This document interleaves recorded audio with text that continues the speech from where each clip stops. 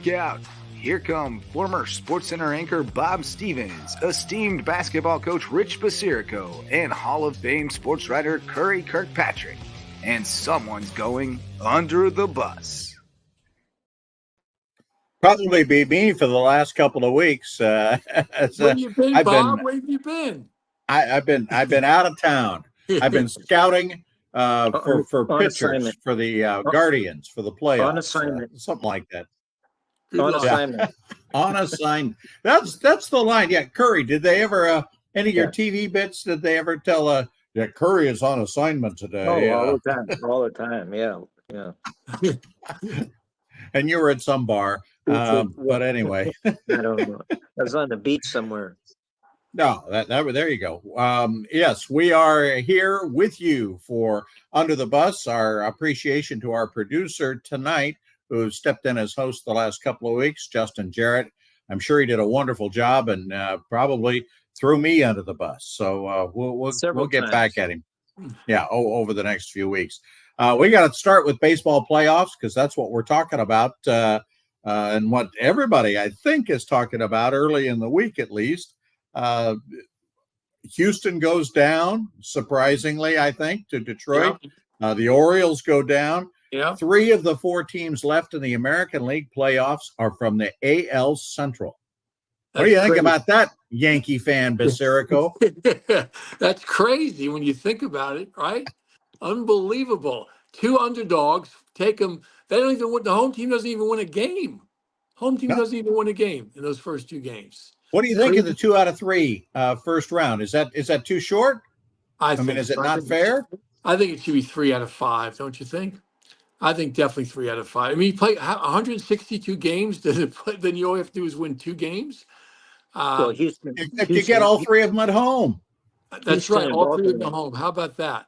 Yeah, I didn't like that. Of course, it didn't get to 3, but when you have all 3 at home, that's ridiculous. I mean, Houston and Baltimore surely think it should have been 3 out of 5. 3 out of 5. But they lose the first 2 games. Rich, I want to ask you something about the scheduling before we get to the. I want to talk about the Braves Mets epic doubleheader to close the season. But Rich, as I understand it, the Yankees now are going to play Saturday night. This is only going to be their second game in 11 days, something like that. Is that correct? Well, they played Sunday, so what's that? That's 6 days, right? They played on Sunday, but they rested. Obviously they've had all week off. Right. I think it's going to hurt them. It's going to hurt them. That's what I'm bringing up. Yeah, without a doubt, it's going to hurt the long rest. Because remember, last year, the 3 top teams in the National League went out in the first round because they had like 6-7 days rest. I believe. I think they get out of you get out of even though you practice and take batting practice and all the infield practice and all that, it's not the same. It's just not the same. Well, and they're going to get out of rhythm and. I don't think that the Yankees are too inconsistent. They're too inconsistent, and now you take 7 days off. I think it's going to really hurt them. Well, speaking of rest, let's go to the National League where they got no rest. I mean, the Braves, the Braves and the Mets played this epic doubleheader at the end of the, Monday, the day before the playoffs start, and it was all because MLB, which sometimes I call Major League blunders, they screw up the schedule on the rainouts. This rainout, I read about this. This goes all the way. This could have avoided easily from. It all stemmed from a rainout on April 10. April 10. That neither team wanted to make it up as soon as possible. The Mets requested we make it up at the end of the year, and the Braves consented to that. Now. The league is as what happens now, they have to play that doubleheader where the amazing, and the first game is one of the epic baseball games of the last decade when they both have to win it. And then the second game is kind of, blah, blah, blah. We don't know if the other team's trying. And that's just not right. But it seems to me if the league is in charge of this thing, if the commissioner in charge, the commissioner says, look, you're going to play a game on a neutral site. You're going to play this rain out because we're not going to play on the last game of the season a doubleheader and make you play the next game. The commissioner has to step in and say, this is what we're going to do. But apparently the teams run the commissioner's office. I Yeah. think Well, they well, do. but it, The yeah, commission hasn't. What if the commission didn't do anything? He didn't Yeah, say anything yeah. about it. You can't Well, leave the what he teams. should have said, Why are you I think, commissioning for then? Why are you a week commissioning? a week before they saw that storm coming, there's another day, a rain out day, an off day that they should have played, and neither team wanted to do that either. Well, the commissioner steps in and say, I don't care if you want to play, you're going to play. Right. If we don't play in Atlanta, we're going to play in Washington or something, but get a neutral site. But you got to get that game out of the way and have a day off before the playoffs start. Without a doubt. And fortunately, though, baseball being the magical game, and it really is. I mean, all this stuff, all the crap that the people that run baseball go through, they can't ruin the game. The game no, always wins out, and they play yeah, this magnificent first game, which goes back and forth. I think there were 12 runs, or let me see, 12 runs scored in the last 2 innings. I mean, yeah, and I was watching the whole thing, and it was just fantastic.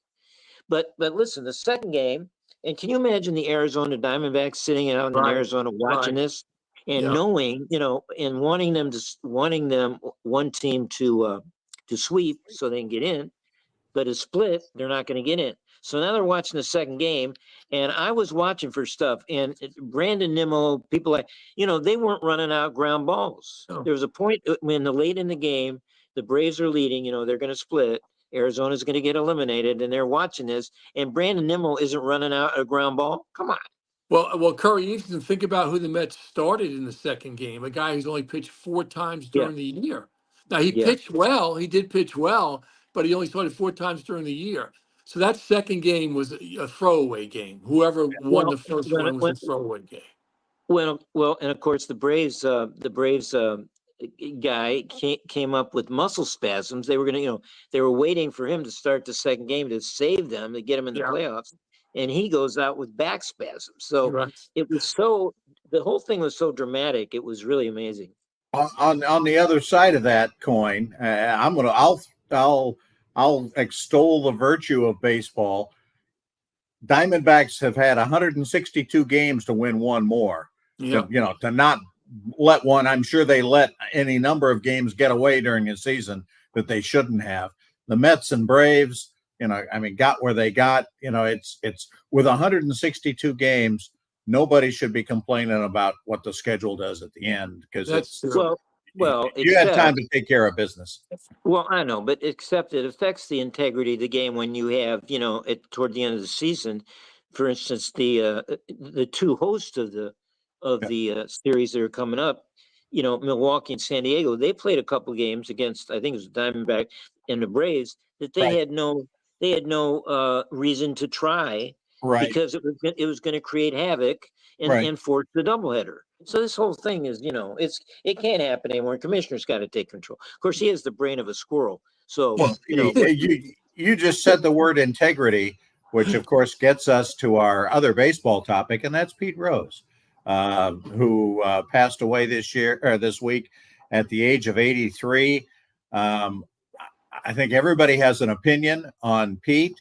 As I don't think anybody argues his worth and his greatness as a player. I mean, did anybody get more out of his natural talent than Pete Rose? And No. yet he's not in the Hall of Fame. Of course, there's a big clamor for that to happen now. I've gone back and forth on Pete over the years. But And Bob, he what do you came think? out to say, if he doesn't get in before he dies, he doesn't want to get in.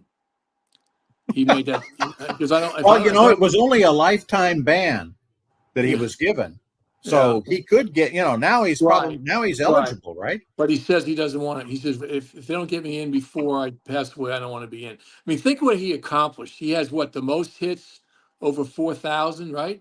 The most Right. hits in baseball. He played in more winning baseball games than any other player.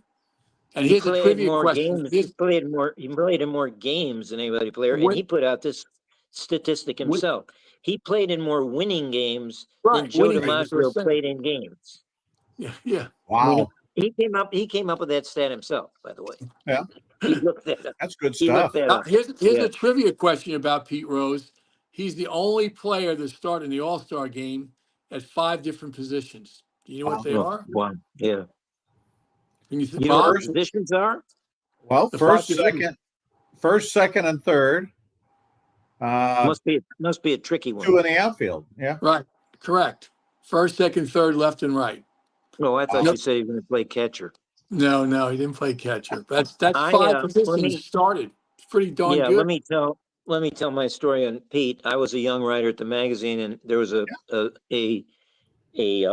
superstars competition, they called it. It was done by the ABC network, where they invited in the spring or summer, I guess it was, a lot of the famous athletes down to compete against each other in swimming and golf and throwing horseshoes and stuff like that. We I mean, think sports is schlocky now. yeah, that was really great. But they had O.J. Simpson and Franco Harris and Bob Seagren and Pete Rose, and I was down there doing a story, and of course they were all going to play tennis against each other. And so I'm a tennis player, so I was hanging out at the tennis courts, and I would warm up these guys and practice these guys, and that's where I met Pete. And he was a fascinating character because he went around. He was so competitive. And I remember when I'm playing him, when we were just playing, to practice with him, he's trying he's trying every point. He's trying every point to win every point. I mean, he didn't want to lose a point. And I'm just out there hitting with him, keeping it in play, and he wants to put away everything. Then he went and he played in the competition. He played a skier named Karl Schranz, famous skier from Europe, and he didn't like Schranz. Apparently something happened during the days we were warming up. And Pete was wearing his watch. He was wearing we were playing on hard courts. And he's playing Schranz, and Schranz is a much better player. But, Pete is going all out, diving everywhere, getting his arms were all bloodied up. His watch broke in a zillion pieces. I can't believe this. And I said, what's the deal? What is the deal? He said, I'm going to beat that, MFer. And he's crazy competitive. But his watch, I remember his watch went all over the place. And there, speaking of the hokiness of this, there he is. Oh my God, is that the superstar? Speaking of the hokiness of this, he had a line for me for my story. He says, this is a great event. He said, where else could a humble singles hitter and MVP like me meet a 6-time rodeo king? and the rodeo king was Larry Mann. And of course, he competed against him too. So he was just spectacularly funny and great to hang around with. That's awesome. And it's one of the sad, tragic stories of our lifetime, of any sports figure in our lifetime. The fact that he bet, and he finally admitted he bet. But what about nowadays? Every league is in cahoots with betting firms, and half the shows on ESPN are about betting. Right. So I mean, they've got to put him back. They've got to put him in the Hall of Fame at some point. Well, every newspaper in the country has betting lines. They say it's illegal, but why do they print betting lines in every newspaper then? Well, on the other hand, the rule, you all have been in baseball clubhouses. I mean, the rules are right there, and nobody knew them better than Pete. What I always wondered was he any good at betting? Did he win? Or was he as bad as everybody else? Well, I think look at him falling all over the place. I think the bookmakers that they finally got to plead against him, and that's how they finally caught him. I think they said he wasn't very good. Who's good at betting? I mean, the only guys that's good at betting make a living out of it and go to Las Vegas, and bet, in the craps tables and stuff like that. But even Rich Basirico doesn't really do well in betting. They don't build those casinos on the backs of winners, right? Exactly. And bookies wouldn't be in business if they were losing money. Trust me, that guaranteed they're winning money. Good stuff.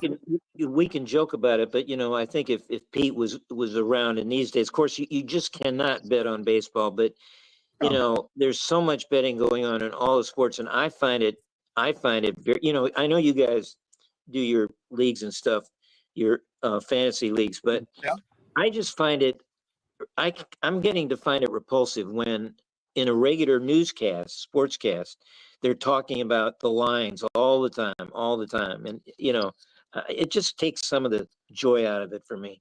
Yeah, that's true. Let me just, with Bob, you. let me tell you a quick Pete Rose story, which is kind Yes. of neat.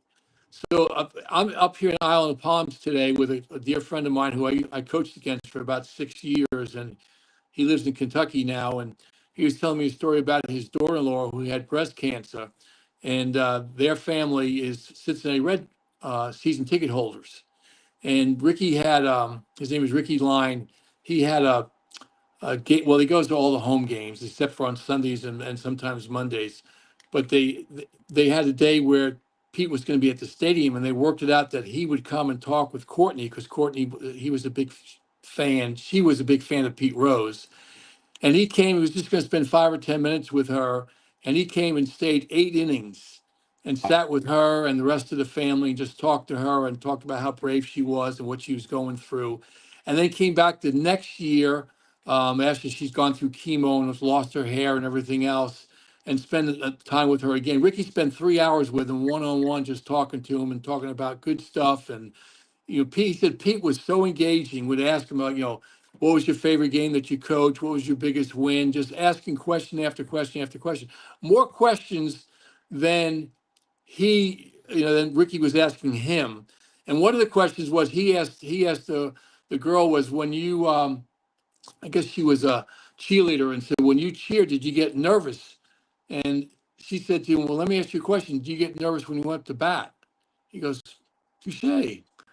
No, I didn't get nervous. Well, I didn't get nervous either. So he said it was just a great conversation with a man that really didn't really have to spend any time with the family whatsoever, but did, and kind of made her day, and made her probably her life, that he spent quality time with her. So kind of a neat story about him. Yeah, and again, that's part of the dichotomy, I guess, of Pete Rose, because there are stories like that, and then there are the other stories that you're well aware of. I heard Eduardo Perez talking about Pete today, actually, and Eduardo, was a little kid. I mean, his dad, Tony Perez, was Pete's teammate. Pete was basically an uncle to all of those kids, the Griffey kid and Junior Griffey and all those. Right. And he said, he talked about how great a player he was and how great a role model he was as an athlete. But he said, and Eduardo played in the big leagues, but he broke the rules and he shouldn't be in the Hall of Fame. And as much as personally he loved Pete Rose, he said, nope, he shouldn't go in. So it's interesting to see. And we'll be curious to see how it all plays out. We got a lot more to talk about. We did a whole lot of baseball. Good. We're going to do a whole lot of football coming up. We got the NFL to talk about. We got college football to talk about. I love this new NIL stuff that's going on. UNLV is now the center of the college football universe. We're going to talk about that when we throw some other people. Oh, we got a bunch of them coming up.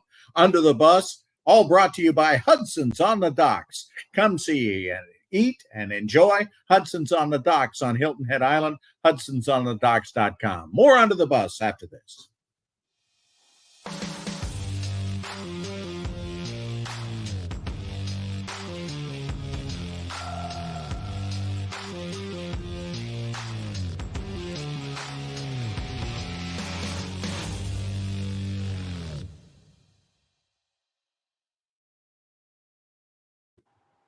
Welcome back to Under the Bus. Bob Stevens along with Curry Kirkpatrick and Rich Basirico. NFL talk. Rich, you got Sam Darnold on your fantasy team? No, I do not. Do you have Malik Neighbors on your fantasy team? I don't think I'll pick him up either. I don't think I'll pick him up, but he's having an amazing year. Amazing. Minnesota Vikings 4-0 and Washington 3-1. How about that? Where you go to play ball matters so much that I don't think people ever take that into account. Ben Roethlisberger may end up in the Hall of Fame someday. Yeah. I don't think he was that great. He got picked by the Pittsburgh Steelers, though, a great organization that hung with him in the first round. We see all these quarterbacks fail as first, second, third picks in the draft. Well, they're getting picked by bad teams and likely bad organizations. Sam Darnold, I went through it with the Jets, and then he goes to Carolina and just awful situations. Gets in a positive situation in San Francisco, maybe turns things around, even though he sits on the bench. Then he goes to Minnesota, and boom, he's 4-0. Right. Curry. Well, don't you think that's one of the reasons why maybe some of these teams shouldn't start these rookie quarterbacks? I mean, think of all these rookie quarterbacks that have failed. I mean, occasionally some makes it, sure, but how many guys have failed? Let them sit on the bench for 1 or 2 years. Right? Rich, you're doing the same thing every week. You come up with it. Let me ask you this: Sam Darnold's 4-0. Geno Smith is 3-1. Joe Flacco is 1-0. What do they all have in common? They're veterans. Jets. They're former Jets. The former Jets quarterback are 8-1. Aaron Rodgers, the quarterback coach of the Jets is not very good. Is that what you're saying? Aaron Rodgers is 2-2. I love this. I've been loving these confrontations of coaches and players this week in personalities getting away, especially how long are Aaron Rodgers and Bob Saleh going to last here? I mean, there's all this stuff going. The latest thing, after they lose that horrid game to Denver the other day, what, 9-3? Was that what it was? 9-3, 9-6? 10-9, 10-9. 10-9, 1 point. Okay. After the loss, Sal apparently came out and he's questioning the cadences of Rodgers. And might have to change the cadences. Well, they brought this up. Did you see? They brought this up to Rodgers. He said, he looked at the guys like, what, do they know who I am? I mean, I'm Aaron Rodgers. I'm the guy that has 18 career touchdowns on false starts where his cadence gets the other team to jump offside. I mean, he's Mr. Cadence, and Salah is telling him, worrying about his cadence. Are you kidding me? I mean, there's the now infamous video. Bob, I think you've been gone for some of this after when Salah comes to chest bump Rodgers a couple weeks ago. Yeah, Rick, remember this? And Rodgers looks at him like, he gives him a side eye. Like, it was almost like he thought Salah's come to vaccinate him or something. I mean, this is not going to work. I don't think this is going to work, is my thing. I give Salah about 3 more weeks. He's at Minnesota. Wow. He's at Minnesota. He's against Buffalo on a Monday night. He's at Pittsburgh. I give him about 3 more weeks. I mean, Rodgers is like this with all his coaches, and what's his name, Boomer Esiason, who has a big radio position in New York, came out the other day. He said he doesn't think Aaron Rodgers respects Bob Saleh. Now he's really close to this situation, don't you think?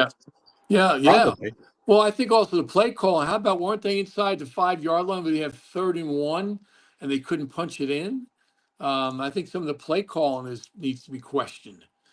They have how much would Sam Darnold love to light up the Jets this weekend when they play in London? In London.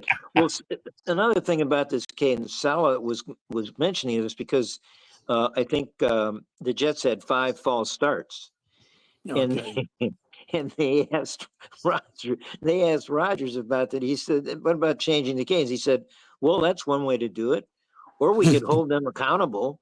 He used the word them, hold them accountable. So they had 5. He said we don't false start in practice. I think Rodgers thinks of himself as so far above Bob Saleh that it's just it's not going to work, man.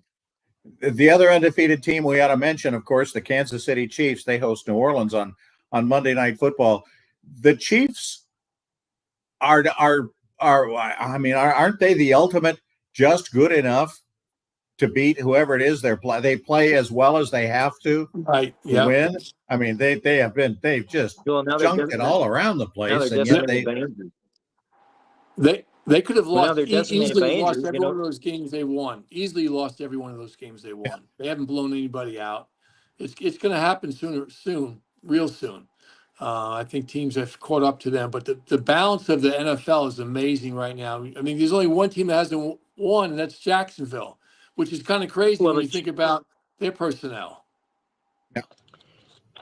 Let's talk about another Jacksonville, another coach. Who's first to go, Rich? Your boy in Jacksonville, or Nick Sirianni?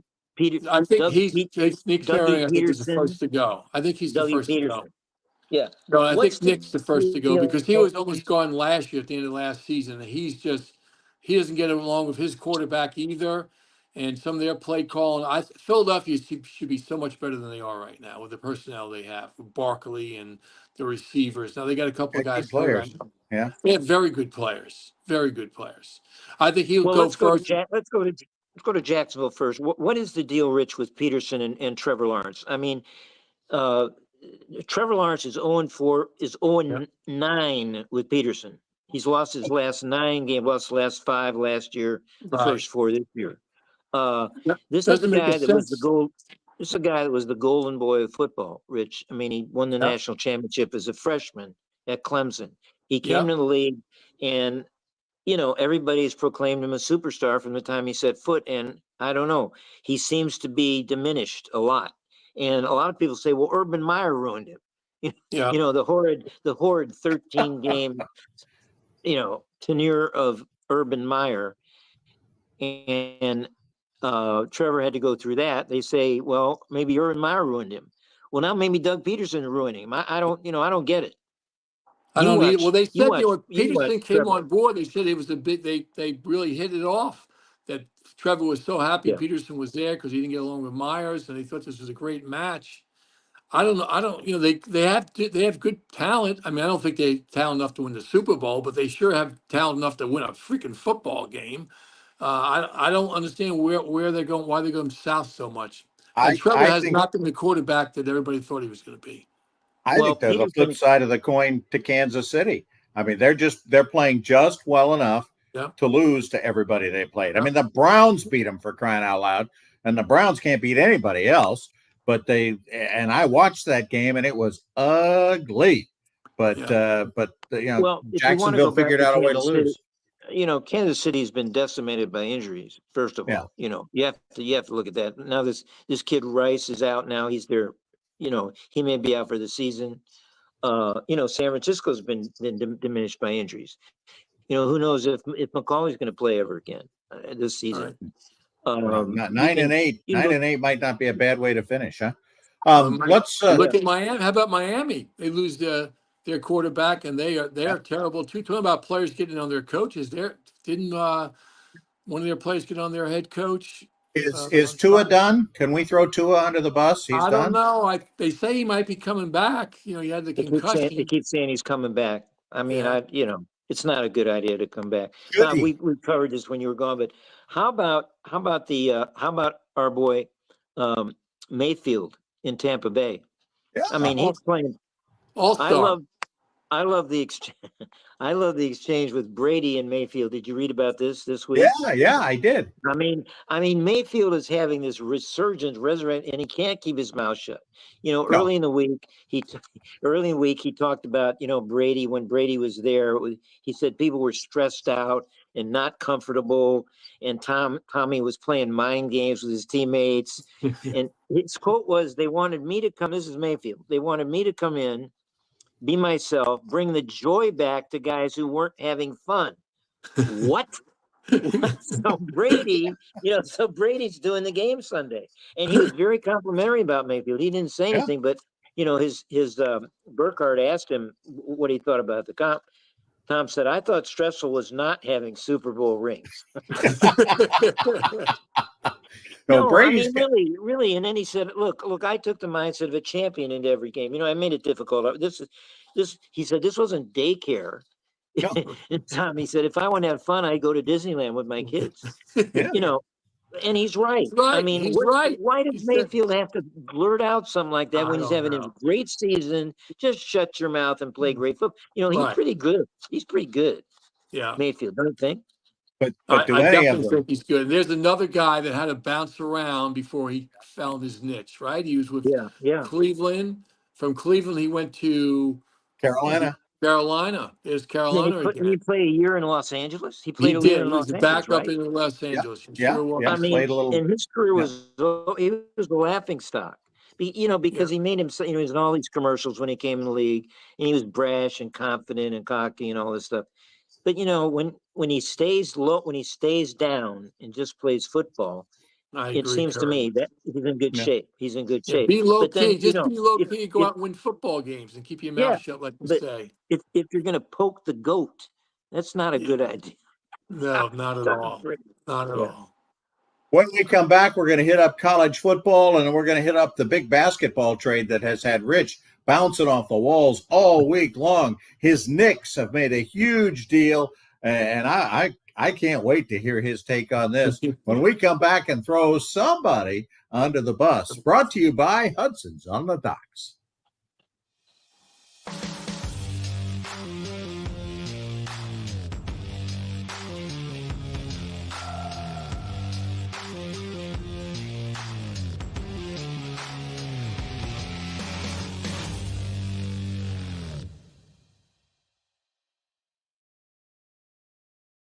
Welcome back to Under the Bus. Bob Stevens, formerly of ESPN, Curry Kirkpatrick, of course, the Hall of Famer from Sports Illustrated, Rich Basirico, the Hall of Fame high school basketball coach, all getting together to throw folks under the bus. We've done a little of that with baseball and NFL football. In college football, let's first of all, there's nobody to throw under the bus in the Alabama-Georgia game, was there? No, I got somebody. Okay. But let's talk about well, first of all, it was probably the game of the year already, right? If we see a better, I'll be stunned if we see a better game than this. The last 10 minutes of that game, especially, a lot of my friends left at halftime. They didn't even want to stop watching at halftime. It was 30-7? Correct. Yeah. And I thought all your friends left the North Carolina Duke game early. Well, that was on at the same time. I couldn't watch that.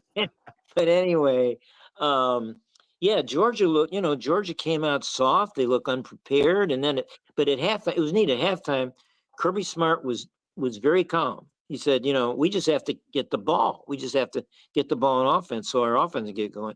And even Nick Saban, who's commenting on the game now, he said at halftime, Georgia is going to have their chances. I mean, this was a blowout at half, right, Rich? I mean, it was a total blowout. Yeah, without a doubt. I mean, they were down 28-0 at one time. 28-0, 23 at halftime. And then 30-7. And then Carson Beck came back and played a great second half as well as Milroe. Milroe for Alabama is just terrific. And of course, in the last 5 minutes, he throws the pass to number 2, the 17-year-old, who makes a spectacular play on the ball and scores. And then when Carson Beck comes back down to try to tie the game, he throws it to another freshman defensive back, an interception, who's also number 2. Here's my pet peeve. I've always said this. Why do 2 players have the same number in college football? I'm with you there, buddy. What's the deal? Yeah. How many did they suit up? They suit up like 60 to 70 players. Right. You got 99 numbers. In fact, you got 100 numbers. Yeah, you got numbers for everybody. Why, guys. And listen, it could come upon a time when you'd put number 2 in on offense. The defense, he's such a great defensive player. Wouldn't you put him on offense maybe? And now he has to play, and now he has to take his uniform off, I guess. I don't get it. I don't get why it's jerseys. 2 and 2. If you're at the game, you're always, or we hear it on TV, so-and-so is now wearing jersey number such and such. If he changes sides of the ball or whatever because of the multiple. I am with you on that one, Curry, that I'd throw onto the bus anybody who gives out duplicate numbers. I'm Rich, I mean, who would you yell at as your point guard if he was wearing the same number as your power forward? And you couldn't do that. You couldn't do that in basketball because once you put your name and number in the book, that's it. You can't start changing. So football, I guess you can start changing numbers all along. I agree with you, Curry. They're not changing them. They're just running guys in. Apparently, defensive players can have the same numbers as offensive players. That's the problem. But I want we should go ahead, Curry. We should talk about this kid Ryan Williams. I don't know if you saw the game, right? You were probably traveling. Yes. No, I saw the game. No, but I'm aware of what happened. And Rich, the guy's 17 years old. I mean, what's the story? He almost, when Saban retired, he'd committed to Alabama. When Saban retired, he uncommitted. He decommitted, whatever you call it. And he was the speculation was he's going to Texas A&M, place like this. I guess DeBoer came in, the new coach, and recruited him all over again. Of course, he's from outside Mobile, but what a talent! He's the new superstar of college football to me. Yeah. What a talent he is! Well, I got one problem with him. I don't know if you read this. He's got the eye black. Did you see his eye black? Yeah. He's got the eye black, and inside the eye black in white, it says "kill everybody." It says "kill everybody" on his eye black, and he gets that. He said he got that. It's a reference to some movie about football where they were talking about it, but that cannot stand. I can't believe that Saban was coaching, and I can't believe DeBoer saw this before it happened. That phrase in our era of violence everywhere in America, that cannot stand. He can't have that on his eye black. I don't think you'll get any argument here. Yeah. No, not at all. From any of us. Speaking though of commitment, how about the commitment of Matthew Sluka, the quarterback at UNLV? Did you guys talk about this last week, or is this new stuff? No, we talked about it. We talked about it, Bob. But if you want to put your stuff, well, I mean, come on, that's you throw him under the bus. And Bob, the running back, there's a running back that's doing the same thing in Vegas. How about we also throw Reggie Bush under the bus? Because I knew this was going to happen once Sluka did what he did. Did you guys talk about Reggie Bush? No, he is now suing Southern Cal and the NCAA for all of the money they all made that he didn't get a piece of when he played back in the day. He did that before Sluka quit. But Bob, I think the interesting point is Sluka quits, and they go and blow out whoever it was. Who they play? I can't remember. They beat Fresno. They get 40 on Fresno with some other quarterback that just transferred in. So they're fine. I love that. People are saying, Sluka was bitching because he got 3,000 instead of 100,000. People say, after UNLV won and blew out, they say they paid Sluka too much. 3,000 was way too much. How are you going to? I mean, so he's putting himself in the portal. Put yourself in. Who's going to take him? Right. He screwed. He ruined his career. The unbelievable. He played. The problem is he played 4 years at Holy Cross, had this great career, and he had one more year left. He's not going to be an NFL. He's not going to be an NFL player. No. So he went into the portal thing, went the NIL thing. He's going to get a big payday for his 5th year, which he has a right to think and say. Sure. But the problem is, and I didn't know this. There's nobody signing anything. These contracts are verbal, and this is apparently happening in a lot of places. And what's happening And what's happening is the whatever they call them, these groups that are furnishing all the money. Some of them don't have the money to pay these guys. It's happening in a lot of schools. It just hasn't come out yet that they're not able to pay what they promised these guys. So they're all making promises. That's the problem. They're all making promises and not following through with them. Yeah. Are we going to get to playoff time when we get to that 12 teams where a number of teams are going to lose people who say, I haven't gotten paid, I'm not playing, and mess up the whole playoff thing? Oh, yeah. Hey, one other college that I want to throw under the bus, Michigan State University this last week honored former coach Mark D'Antonio and put him in their Ring of Honor. Wow. It was not that many years ago that they pretty much ran D'Antonio off. He wasn't winning enough at Michigan State. Great coach, great person. Everybody raves about D'Antonio, but he didn't win quite enough or excitedly enough. So they pretty much ran him off because they found that the coach at Colorado, who ended up getting in trouble and creating all the issue that's happened since. And now Michigan State wants to put him in the Ring of Honor. Now he's this golden guy on a hill when they've gone through 2 coaches since who've been terrible. Well, what does it say about Michigan State football? They don't have anybody put in the Ring of Honor. That's the problem. They don't have anybody.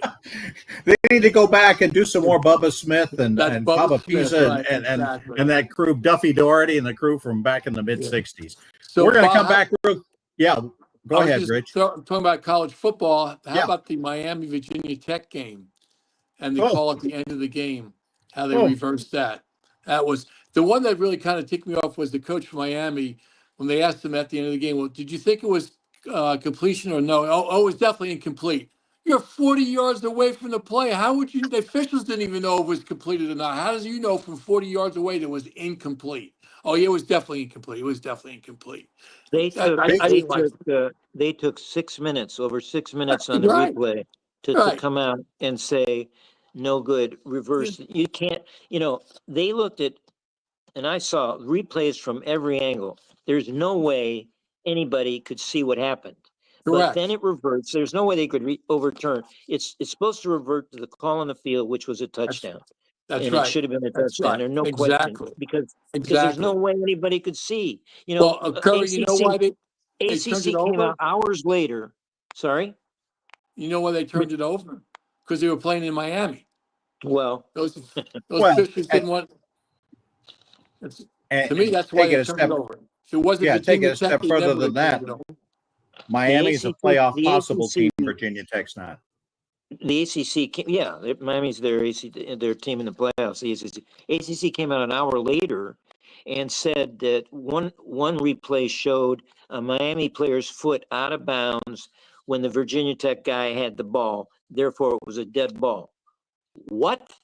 It's ridiculous. Listen, it's no. Did you read this? It's no coincidence that the same crew worked a game 9 years ago, the game where Miami beat Duke with nine passes on a kickoff return, and no call on it, and the ACC suspended that crew. That's the same crew that worked the game the other night.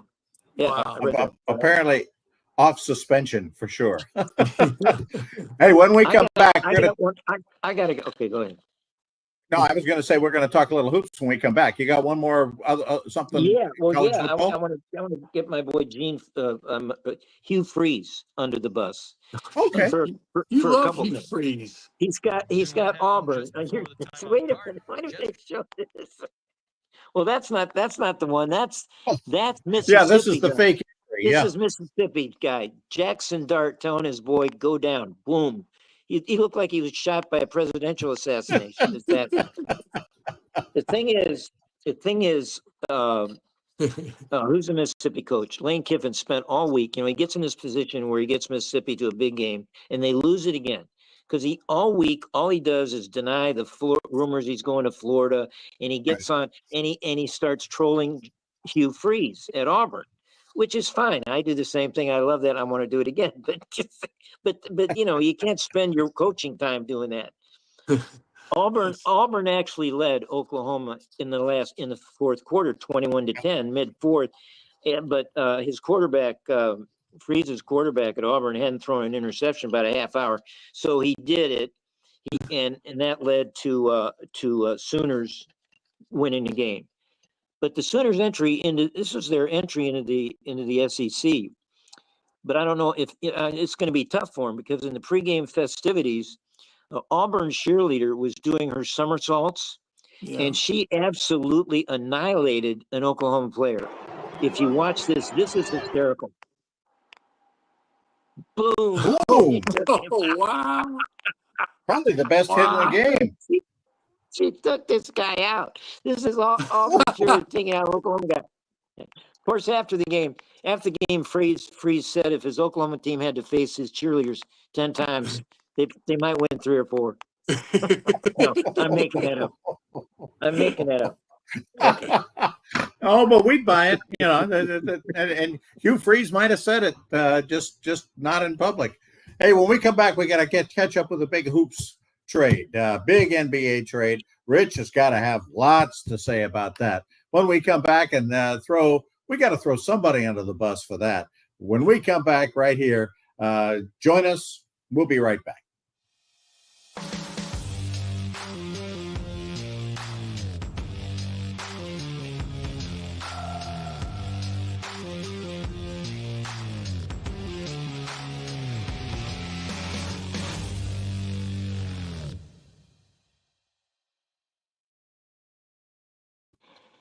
Welcome back to Under the Bus. We're going to wrap things up with a little NBA talk in the middle of this September. Why not? Turn it into October.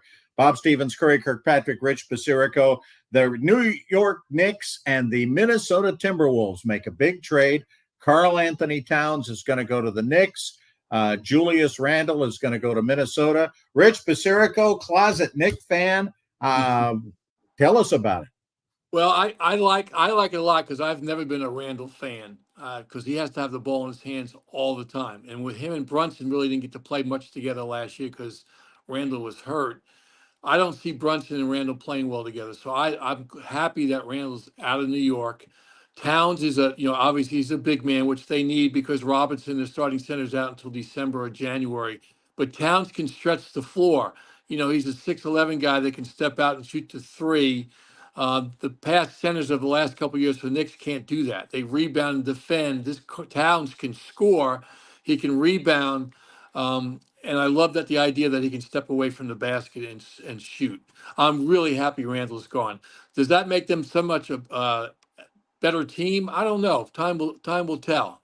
Time will tell on that one. But he's definitely an all-pro player. I think sometimes, you might be crazy for me to say this, I think Towns sometimes plays soft. I don't Oh think yeah. Oh yeah. he plays soft. That's the thing that I worry about. And he doesn't have But much of a heart either. no. When a game's on the line, I mean, when you look at his stats, he has terrific stats. But when the game's on the line down the stretch, I don't know. He's the guy you want to go to. I don't. Rich, Brunson would be the guy I what wouldn't about want to the go to. guy? Rich, what about the guy you got from the Nets? Isn't he more? Isn't who'd you get from the Nets? Is that recently, just in the last day or so? Or No, no, no, Bridges. no, You no. mean Bridges? Bridges. Yeah, Bridges. Bridges. He's Bridges, I good. think, is going to be as important as Towns to Oh, the without a Knicks. doubt. Without a Oh yeah. doubt. Yeah, I mean, I for love sure. Bridges. Yeah, he's a What do you great think about player. losing What do you think about losing some of your losing Well, DiVincenzo?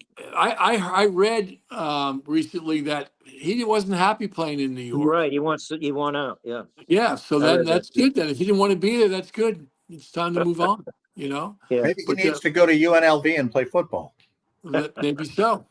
for Maybe so. $3,000. Yeah, we got a minute for one last you under the bet. Go bus. for it, Curry. It's still in basketball. I'm going to throw the entire WNBA under the bus.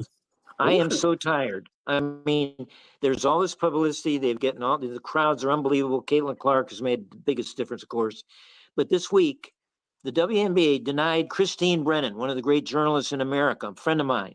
They want to deny her credentials because she's doing a book on Caitlin Clark, and she's going around asking the WNBA players about Caitlin Clark, mostly black players.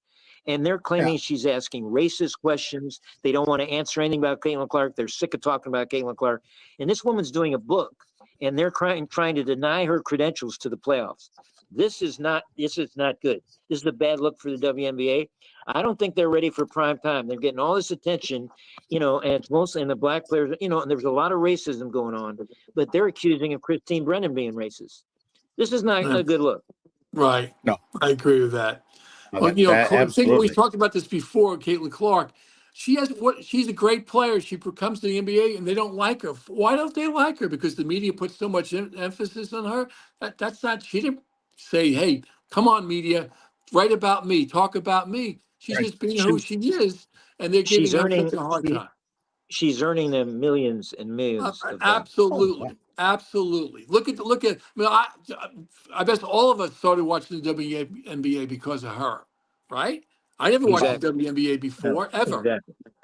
From the opposite side of that, golfers and Tiger Woods. I mean, you never heard any golfer say anything bad about Tiger Woods because he was making them all a whole lot of money. That's exactly right, for sure. For sure. Well, do you think, Bob, that's a good point. Yeah. Do you think it's a women thing? Do you think it's a black woman versus golf white men? That's a great point that I think they feel about Tiger Woods. Yeah, I think the WNBA is feeling betrayed because a woman sports writer of Christine Brennan's stature is going to write something. Well, wait a minute.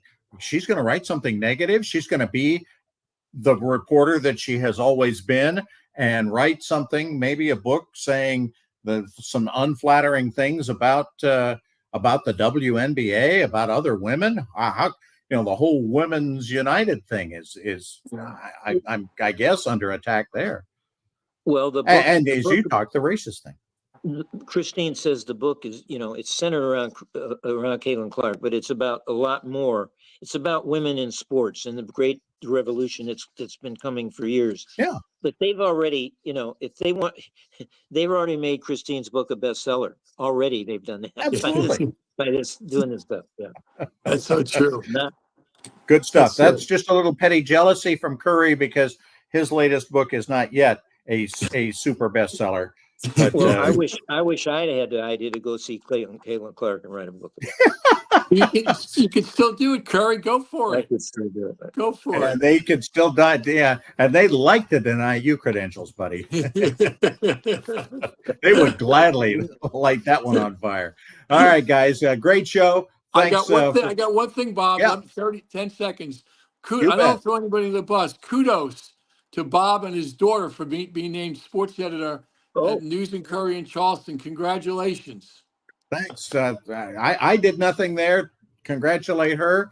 Again, another woman in sports making an impact, and she'll be one of the youngest sports editors of a newspaper in the country. At That's 29, we're going to be all asking her for tickets here pretty soon. This is terrific news, Bob. Unless she can't get his tickets to College of Charleston Sports Center.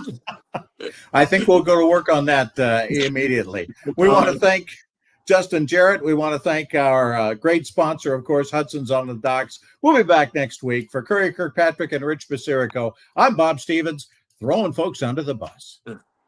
Thanks, guys. Under the Bus is a production of the Loco Media Network and is filmed on the Hilton Head Island campus of the University of South Carolina, Beaufort. The executive producer is Justin Jarrett, with assistance from Trey Ramsey, Mahogany Hickman, and Adam Carroll.